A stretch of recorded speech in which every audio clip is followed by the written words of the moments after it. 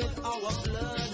I tell you, not one soul here escapes the frenzy. You know, sometimes you gamble in here, and wild is the joker, and sometimes the sight of the moon just riles up the lost, the hungry, the mad.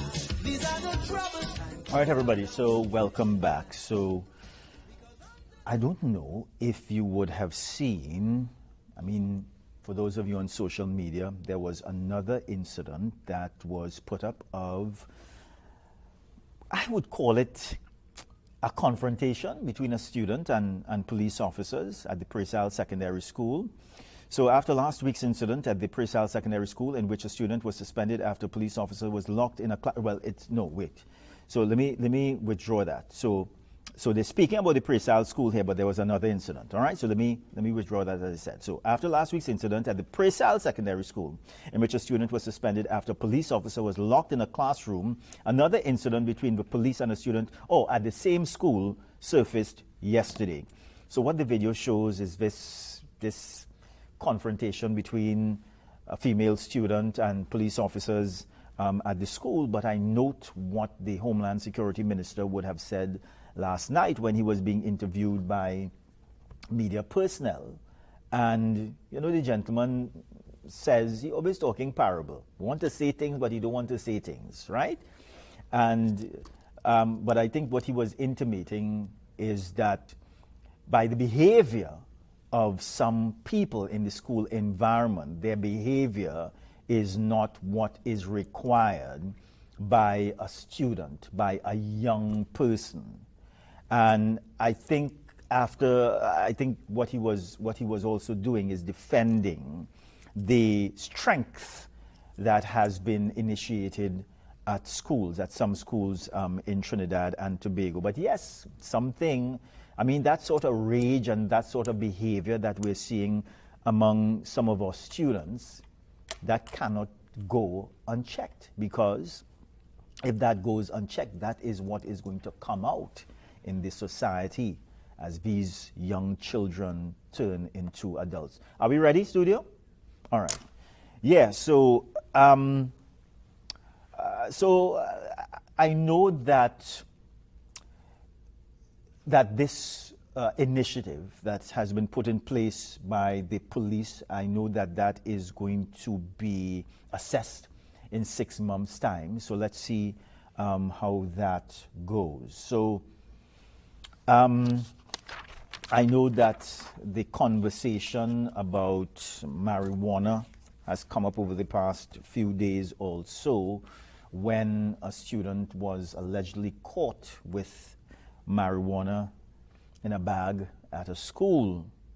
I know that there has been some concern about the marijuana legislation, which provides a certain amount to people out there, and 4 trees per adult in the home. And I know that there was a conversation at one time where that law is going to be reviewed. Well, we haven't heard anything in recent times. Let's see if or what this administration does with that, because I know that in the run-up to the general election, there was some talk to expand the marijuana industry in Trinidad and Tobago. So we'll see how that goes. But, you know, when you're speaking about marijuana, you know, a lot of you like marijuana. So you grinding, your children grinding, the grandmother grinding, everybody grinding. You know, that's the new dance, you know. Right? So I know that there has been a bit of hesitation in touching that, because, you know, in some cases you're taking away people's, according to them, freedom and, you know, and what they want to do. All right? Okay, so here's what. Let's move on. So, you know, recently the Prime Minister, in speaking to members of the media, she would have spoken about an early October budget. All right? And here's what the Finance Minister, his latest comments on this. So he was speaking with reporters shortly after UNDP Caribbean launch of the Regional Human Development Report at the Diplomatic Center last night. So he says, as Budget Day, which is soon, something is wrong here, as Budget Day, all right, so Budget Day is approaching. So the Finance Minister Dave Tanku is advising the population to temper its expectations. So asked what he meant by everyone not being the happiest, Tanku said, well, a lot of us have great expectations, but a lot of those great expectations will manifest over a 5-year period. Year 1 will start in the next few weeks. Asked whether he was saying that people should temper their expectations a little bit, Tanku said, yes, yes, yes, yes. All right, so that's the foundation that the finance minister is laying or has laid at this time. So this morning we are joined by the president of the Greater Arima Business Chamber, Mr. Jonathan Bhagan. Mr. Bhagan, good morning and thank you very much for joining us. We do appreciate it. Good morning, good morning. How's my audio coming across? Loud and clear. All right, good morning. Yes, good morning. So I suspect, and every year, business chambers across Trinidad and Tobago, when this time comes, that they do have a wish list, what they would like to see in the budget. Also, I know that business chambers would speak about the challenges that they continue to face. As this budget approaches in the next few weeks, Mr. Bhagan, what's on your list? So the formation of the Greater Arima Chamber, we are more of an advocacy and technology chamber. Our purpose, especially since the unfortunate death of Lisa Morris, one of our members of parliament in the East, to the fire, our purpose largely was to advocate for improved fire equipment in Arima. If you're paying attention to my columns in The Guardian in the last few months, there's actually a story where the mayor of Arima, in the last, I think 2023, his brother's house caught fire, and the fire services had to use a stone to break windows because the equipment was so lacking. So we desperately need new fire trucks, improved equipment, basic things like masks and PPE, protective gear, to keep the firefighters from inhaling too much carbon monoxide and getting ill. So I think that's number one on the list because it will save lives. So number one, the previous administration has not done a good job in investing in the fire services equipment. Number two would be improved crime fighting strategies. We at the Chamber have proposed several things. I myself have been advocating for the Global Sex Offenders Registry for years. This will integrate Trinidad and Tobago Sex Offender Registry software with the United States so we can track deportees coming in. We can track the number one change is that the software in the States can track sex offenders online on social media apps like Snapchat. That has been offered to this sitting government recently. And number three, the virtual assets bill. There's a new bill before Parliament right now, the virtual assets bill. Sorry, I may be misquoting it, but the bill essentially, I actually joined a WhatsApp group last night with a lot of business people who do cryptocurrency. There is actually a group of people. There's one gentleman who said, my family invested a lot of money in Trinidadian art, and they tokenize it as NFTs. So they own intellectual property in Trini art. So some Trinidad artists are making money from digital tokens and digital assets, and this bill is going to make everything illegal unless you have a license from the commission. So whatever innovation we did have in the Bitcoin space, the Ethereum space, we do have one or two innovators in that space, will be suddenly shut down. So me and the people who have assets in cryptocurrency and have artwork, or artists or painters or musicians, will be impacted, even though it's a small community. It's technology we need to develop. So I'd like this bill to be withdrawn and amended. Yeah. So have you or have your members or in the persons who are in the group chat with you, have they expressed concern at all as to what is going to happen? Read this Forex drought that has been affecting business persons over the past few years? Yes, every business person who imports, which is almost all of us, is struggling to get US dollars. And I'm not an economist, I'm an attorney, but our preference would have been if they repeal the Exchange Control Act and allow people to legally buy and sell Forex. And we're also buying and selling Bitcoin to get US dollars. That would, I'm not qualified to say if it'll have an impact on inflation or the value of the dollar, but I'm not going to identify any particular business person, but we all know some people have to buy US dollars in the black market because the bank is not giving it to them. So I do think we need probably a referendum and some research into should we repeal the Control Act that makes it illegal to buy and sell Forex. And please, Prime Minister Kamala Prasad, Minister of Finance, allow people to buy and sell Bitcoin freely once they are law-abiding citizens, once they're not drug lords. Yeah. But have you heard, and I just want to put on the table that this government has been in power just maybe over 5 months now, but have you heard anything at all from this administration as it relates to the Forex issue? Have you heard anything that you feel optimistic about and that the days of this Forex drought, as I wish to call it, it's nearing its end? Well, I can't say the only positive thing I've heard is that they're not going to suddenly devalue the dollar. That was one promise I believe the minister floated a couple of weeks ago. That's one promise we're happy about. We also need to access US dollars. And a small group of people, like I said, use NFTs and Bitcoin to get their US dollars, and they are now under threat by this new bill. So I think, again, the government is there 6 months or less. We have a lot of expertise in the private sector. We're willing to help and come alongside and give advice. And the ministers can reach out to my group because it's a very small group. We have other chambers who are, well, a few other chambers will be into technology, into Bitcoin, into software solutions for these problems. Yeah. I just want to return to two issues that you would have raised. One of them is resources or the lack of resources fire officers, fire stations in your area. So since the death of the Lisa Morris. Yeah. So is it that you have seen any improvement at all? Well, I have seen, I believe it's probably not a new fire truck, but a different fire truck parked in Arima fire station. So I can't say if that is an improvement or not.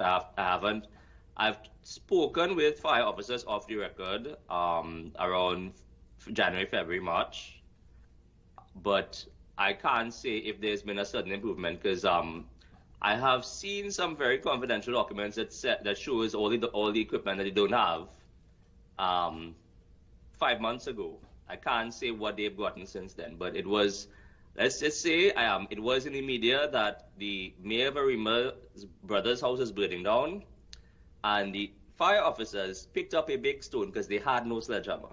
That was the situation 3 years ago. It's a very dire situation. Yeah. Let's talk a little bit about the issue of crime. Is Arima grappling with, or let me put it this way, what type of crime situation is Arima dealing with at this time? Well, honestly, we have a little bit of everything. There was bones and a skull found in the Arima cemetery recently. Some kind of, I don't know if it's Obia or some kind of psychopath playing with the cemetery. There's my neighbor's house got robbed last year.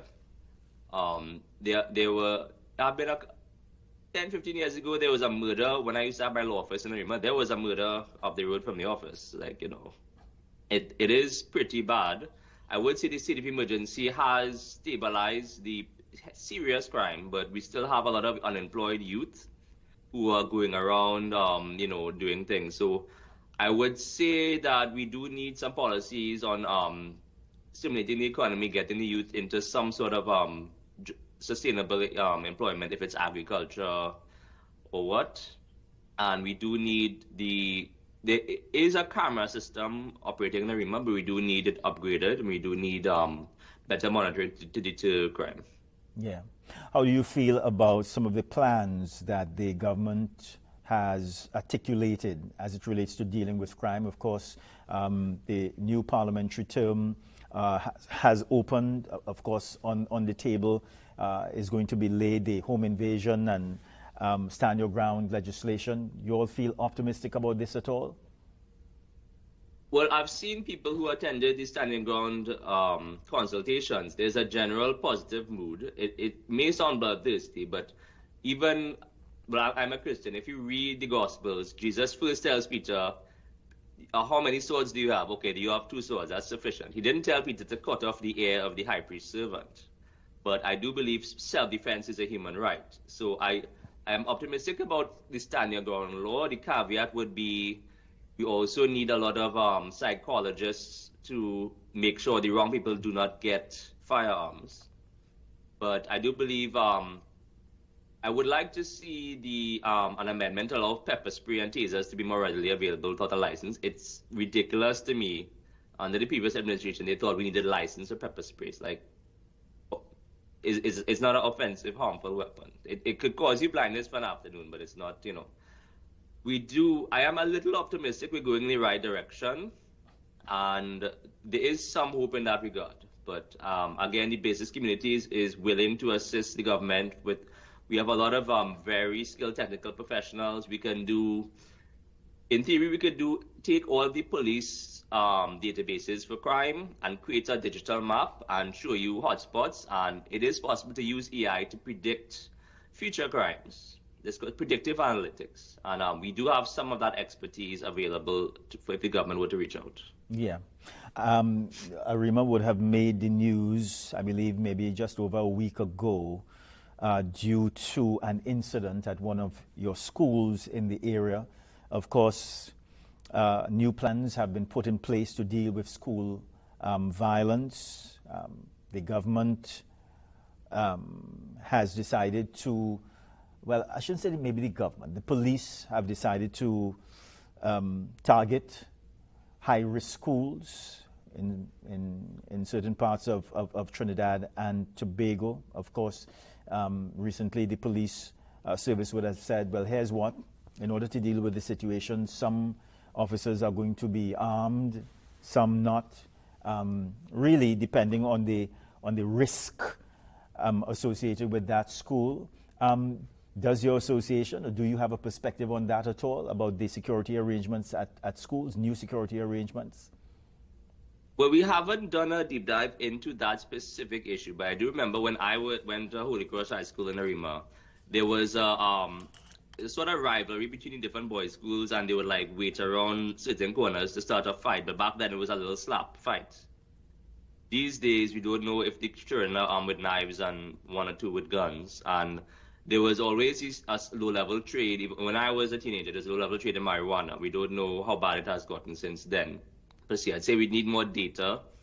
I think Trinidad suffers from a lack of data. There's a lack of data going back to the virtual assets bill. How many Trinidadians use Bitcoin?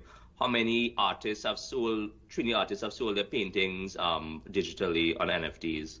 And with the school violence, exactly some sort of survey to see if it's the single parent homes, if it's other issues. I would say that I will speak to some of the religious leaders in the area, the pastors, the imams, because most of the time, youth delinquency is tied to family problems, where they would seek this feeling of support they're supposed to get from their father or their mother. They seek it in a gang.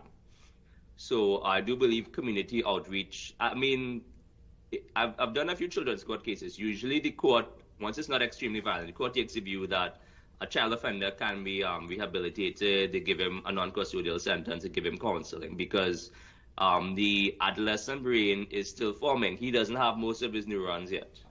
So there's still hope for him to brain plasticity, understand how to deal with his anger, understand being in a gang and starting a fight every week doesn't actually make you cool, it makes you a criminal. And to make positive changes. So I'll be reaching out to some of the pastors to hopefully do some youth interventions in Arima. Yeah. Mr. Bhagan, I just have a few more minutes again. Any other issues that you'd like to place on the table that we haven't discussed as yet? Well, I've had some correspondence from people who work with the current administration. I would like the current administration, I know they've been busy, I know it's the first budget, I know it's a budget that we have a lot of, I've heard rumors, a lot of the state agencies have loans on their balance sheets.